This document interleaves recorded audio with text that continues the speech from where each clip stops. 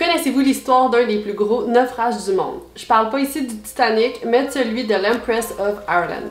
Savez-vous qu'il a coulé dans le Saint-Laurent au large de Rimouski à peine 2 ans après le Titanic et que malgré sa taille imposante, tout aussi grande que celle du Titanic, il a coulé en seulement 14 minutes.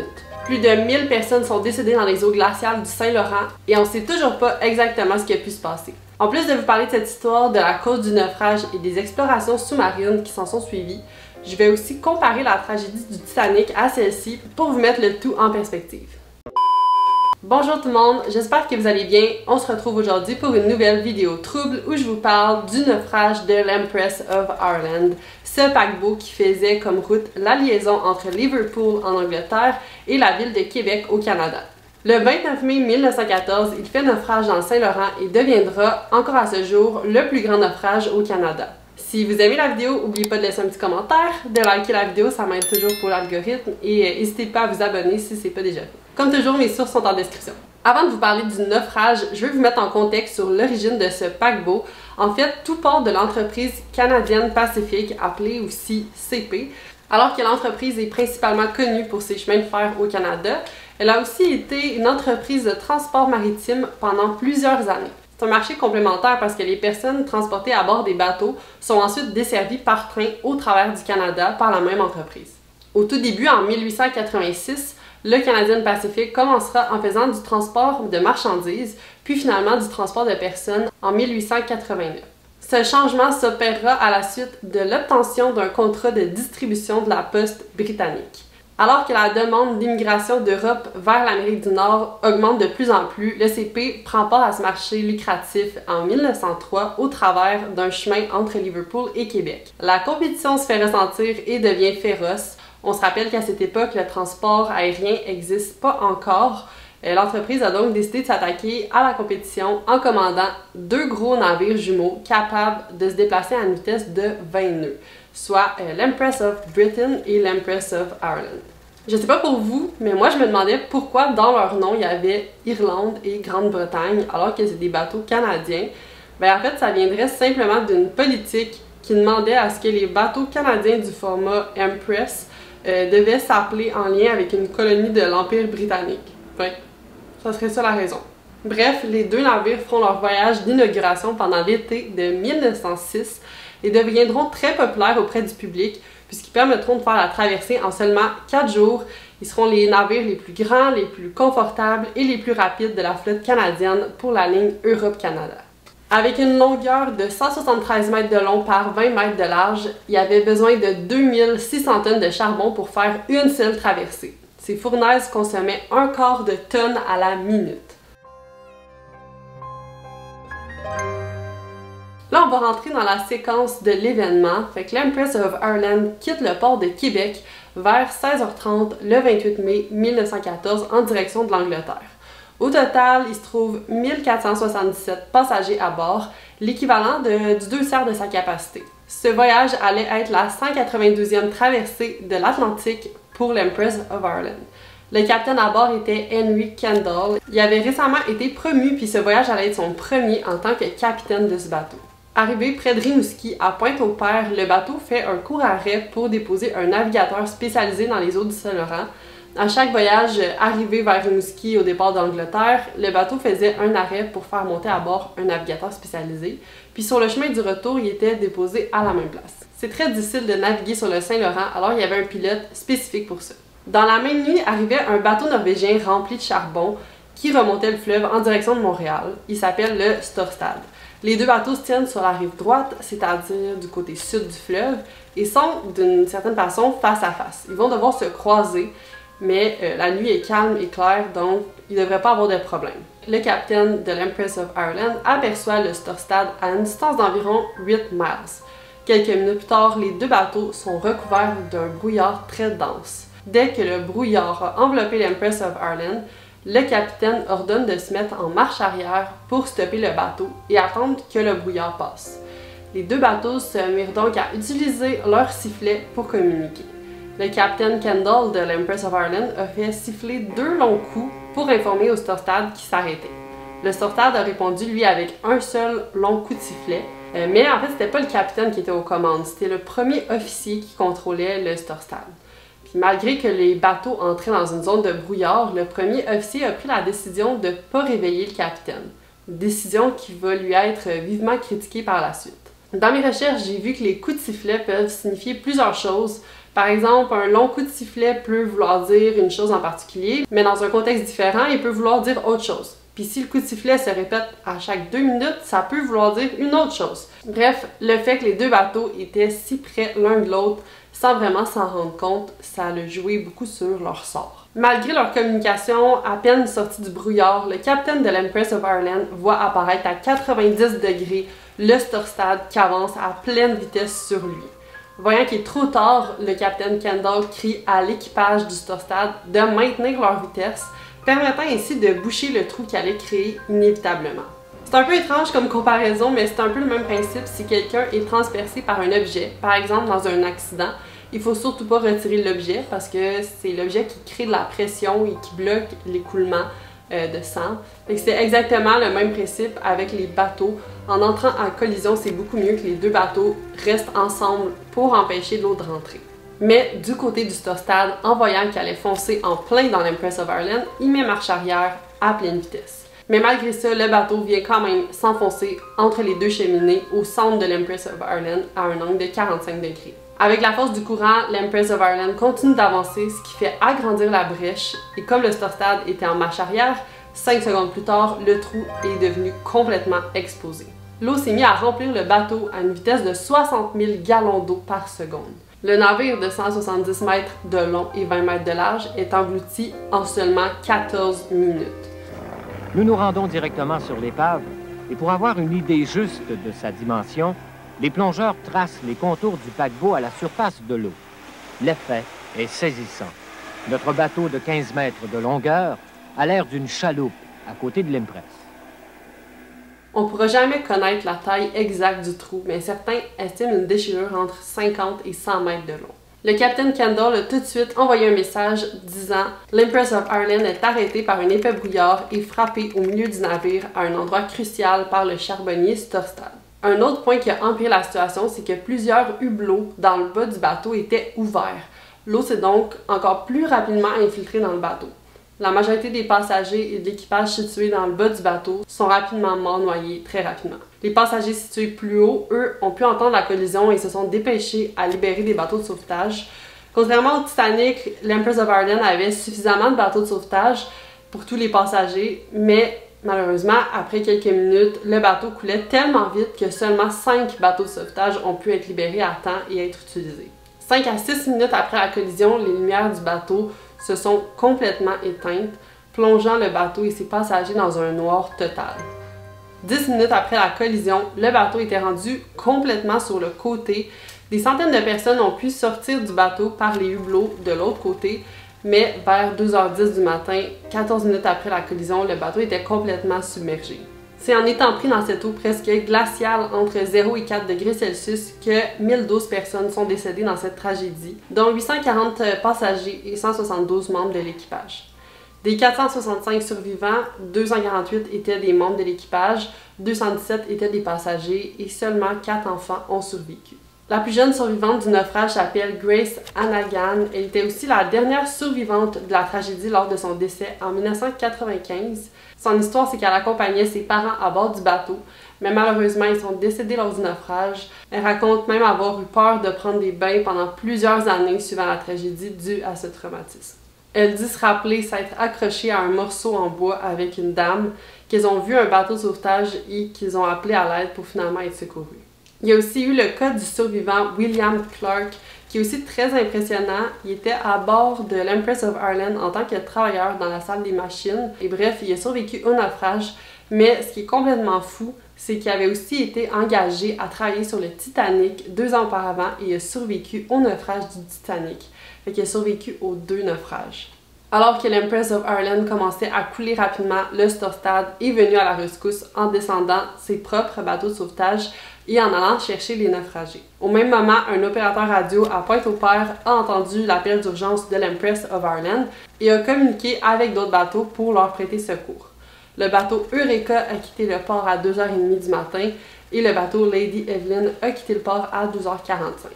Eureka est arrivé sur place à 3h10 et a pu secourir 150 personnes, mais lorsque le bateau Lady Evelyn est arrivé à 3h45, il n'y avait plus aucun survivant sur place. Elle a pris à bord les 200 survivants qui ont été secourus par le Storstad et les a ramenés sur terre pour être soignés. Un des survivants était le capitaine Kendall. Il était sur le pont alors que le bateau a été touché. Il a rapidement ordonné de lancer les bateaux de sauvetage alors que le bateau s'est mis à couler sur son côté. Il a été propulsé dans le fleuve Saint-Laurent puis s'est fait engloutir sous l'eau. Il nageait pour remonter à la surface et s'est accroché à un morceau de bois jusqu'à ce que des membres de son équipage viennent le secourir à bord d'un bateau de sauvetage. Après avoir pris commande du bateau de sauvetage et après l'avoir rempli avec le plus de survivants possible, se sont dirigés vers le Storstad. Avec son équipe, il est retourné à plusieurs reprises près du naufrage pour aller chercher d'autres survivants. Après 1 heure ou 2, il semblait plus y avoir de survivants, tout le monde était soit mort noyé ou mort d'hypothermie. Après être remonté à bord du Storstad, il aurait été voir le capitaine puis lui aurait crié « T'as coulé mon bateau ». Suivant la tragédie, tout le monde a cherché à comprendre pourquoi le bateau avait coulé aussi rapidement, entraînant la mort de plus de 1000 personnes. Quelles sont les mesures de protection qui manquaient? Si le bateau avait coulé plus lentement, probablement que beaucoup plus de personnes auraient pu être secourues. Les ingénieurs qui avaient conçu ce bateau avaient prévu 11 compartiments étanches et 2 pouvaient être complètement remplis sans risque de couler. Mais entre ces compartiments se trouvaient des portes qui devaient être fermées manuellement. Comme l'équipage puis les passagers circulaient par ces portes, les portes étaient maintenues ouvertes. Au moment donc où l'eau s'est mise à entrer dans le bateau à une vitesse de 60 000 gallons par seconde, il était impossible de fermer les portes. Tous les compartiments ont donc été inondés très rapidement. Ce qui est étrange, c'est que sur le Titanic, qui est plus vieux, il était possible de fermer les portes à l'aide d'un interrupteur. C'est clairement une option qui a été manquée pour l'Empress of Ireland puis qui aurait pu changer la donne. À la suite d'une enquête, 3 éléments sont ressortis comme étant les facteurs ayant contribué à cette tragédie. Premièrement, un élément critique, c'est le fait que l'Empress of Ireland a été touchée au centre du bateau. Deuxièmement, c'est le fait que les portes entre les compartiments pouvaient être fermées seulement de façon manuelle. Et troisièmement, c'est que le design des cloisons longitudinales a fait couler le bateau de côté et a contribué à accélérer la vitesse à laquelle le bateau a coulé. En fait, tout se remplissait d'un côté, ce qui a fait tourner le bateau et le faire couler. Un autre facteur contributif, c'est aussi le fait que des hublots étaient ouverts pour la ventilation. Alors que la Convention internationale pour la sauvegarde de la vie humaine en mer dit que tout hublot doit être fermé en quittant le port. Une pratique qui n'était pas souvent respectée sur le fleuve Saint-Laurent parce qu'il n'y a pas de grandes vagues dans cette zone et donc peu de risques en temps normal. Comme le capitaine Kendall de l'Empress of Ireland a survécu à la tragédie, on a pu avoir accès aux 2 versions des bateaux des 2 capitaines. Et là, évidemment, elles se contredisent un peu, mais on va regarder ça ensemble. Du côté de l'Empress of Ireland, le capitaine raconte qu'après avoir déposé le navigateur du Saint-Laurent à Pointe-au-Père, ils ont repris leur voyage à pleine vitesse pour se dégager de la côte. Ils ont rapidement vu les feux de mât d'un autre navire, celui du Storstad, à environ 11 km de distance. Le ciel était encore beau et clair. Après s'être assez éloigné de la côte, l'Empress a changé de cap pour pouvoir descendre le fleuve. À ce moment, il voyait encore les feux de mât à une distance d'environ 8 km. L'intention du capitaine, c'était de passer à côté du bateau qui lui faisait face, tribord à tribord. Soit du côté droit de chaque bateau quand on est assis dans le bateau. On s'assoit dans un bateau, le côté droit, c'est là que l'autre bateau passe. Avant de continuer, je dois vous parler des couleurs et des lumières. Sur les bateaux, il y a des lumières vertes et rouges. La lumière verte correspond au côté tribord, qui est le côté droit quand tu es assis dans un bateau et que tu regardes en avant.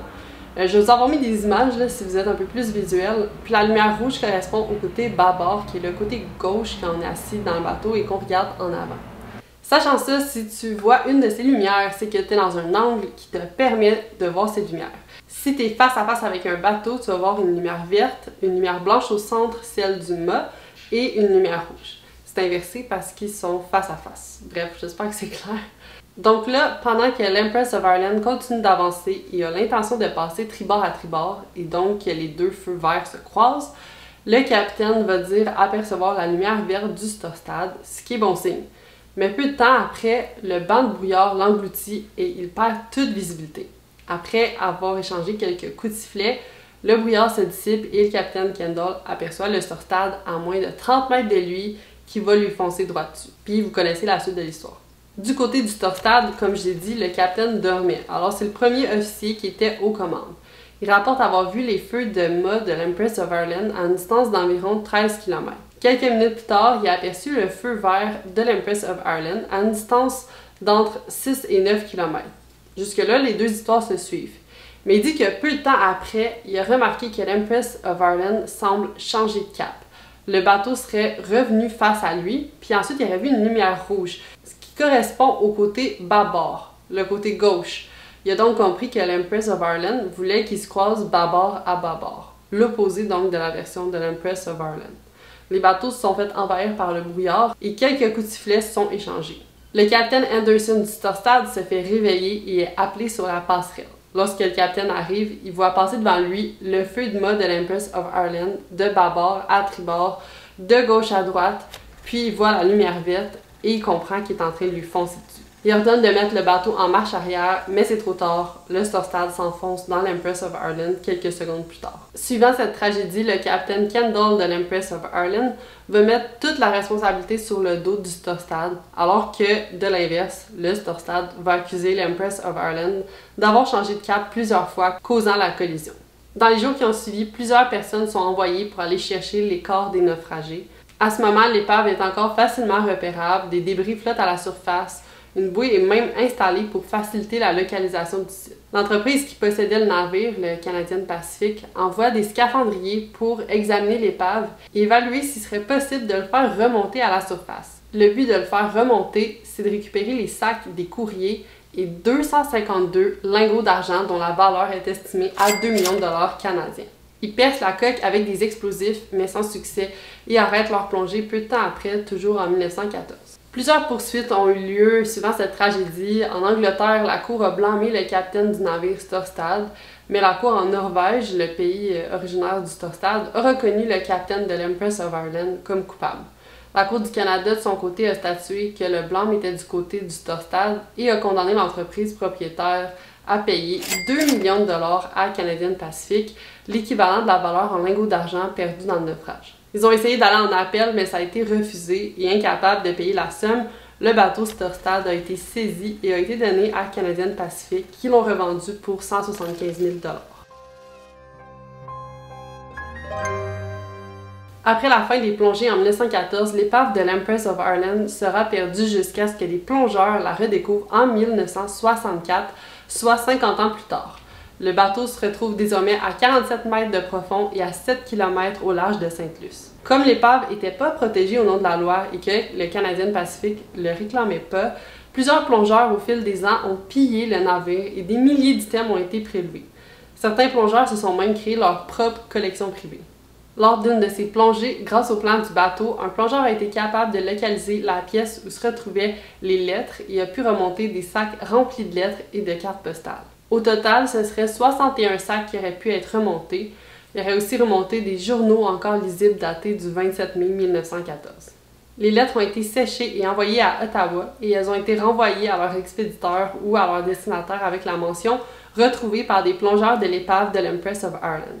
Il semblerait que dans les années 90, des plongeurs avaient pour but de faire dynamiter la coque du bateau pour récupérer le bois de teck utilisé pour la structure.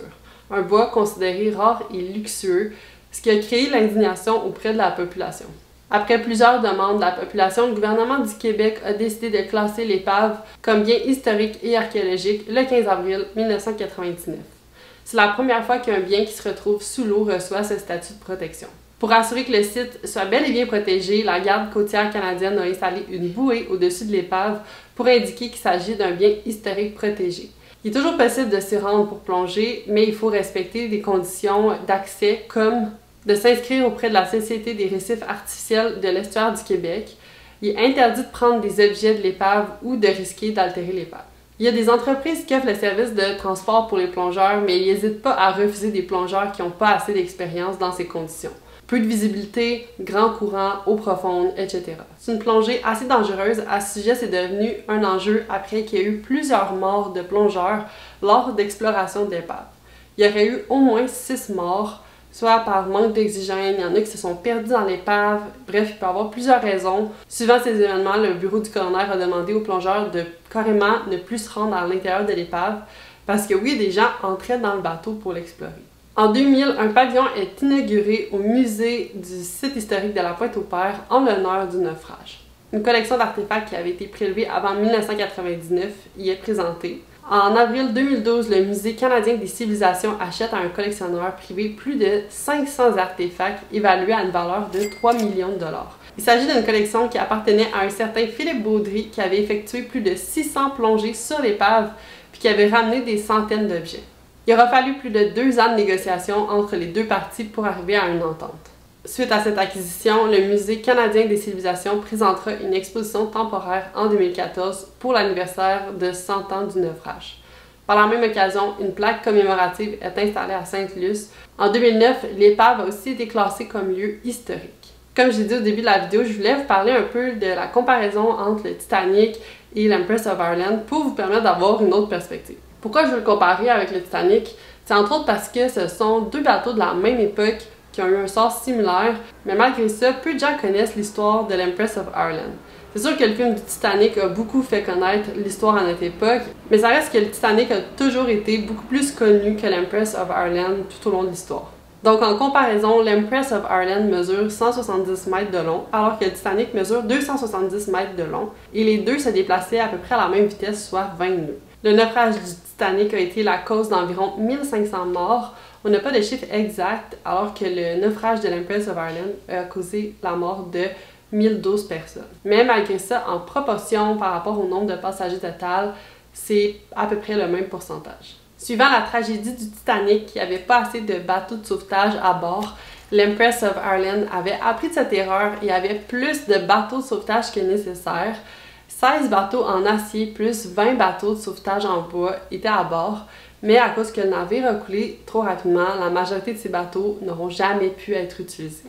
Alors pourquoi est-ce que le Titanic est devenu à ce point plus connu que l'Empress of Ireland alors qu'il y a autant de ressemblances? Il s'agissait du premier voyage du Titanic, alors qu'il s'agissait du 192e voyage de l'Empress of Ireland. C'était donc un voyage très attendu, transportait aussi un grand nombre de personnes riches de première classe, alors que l'Empress of Ireland transportait majoritairement des passagers de seconde et de troisième classe. Comme on a pu le voir récemment avec l'implosion du sous-marin Titan, lorsqu'une tragédie touche des milliardaires, le monde entier s'arrête pour en parler. Un autre élément important qui a joué, c'est qu'à peine un mois après la tragédie de l'Empress of Ireland, l'archiduc François Ferdinand a été assassiné, ce qui a été l'élément déclencheur de la Première Guerre mondiale. Évidemment que tout le monde s'est mis à parler que de ça, même dans les médias, ce qui a plongé le naufrage de l'Empress of Ireland rapidement dans l'oubli. Parlant de la guerre, le Storstad sera réquisitionné en 1917 pour ravitailler la Belgique en période de guerre. Le 8 mars, alors qu'il est rempli de maïs d'Amérique du Sud et qui est en direction de la Belgique, il se fait torpiller par un sous-marin allemand au large des côtes irlandaises. Une partie de l'équipage et le capitaine Anderson, le même qui était à bord de la collision avec l'Empress of Ireland, vont dériver pendant 36 heures à bord de canots de sauvetage avant d'être sauvés. Si l'histoire vous a intéressé, je vous recommande d'écouter ma vidéo sur une autre tragédie qui touche aussi l'entreprise canadienne Pacifique. Il s'agit de la tragédie de Lac-Mégantic, du déraillement du train qui a détruit le centre-ville et qui a tué des dizaines de personnes. En plus, au début du mois de juillet, ça a officiellement fait 10 ans. Puis malgré toutes ces années, peu de choses ont réellement changé pour protéger la population d'une nouvelle catastrophe. Je vous mets la vidéo juste ici. Sinon, nous, on se retrouve mercredi prochain pour une nouvelle vidéo. Bye!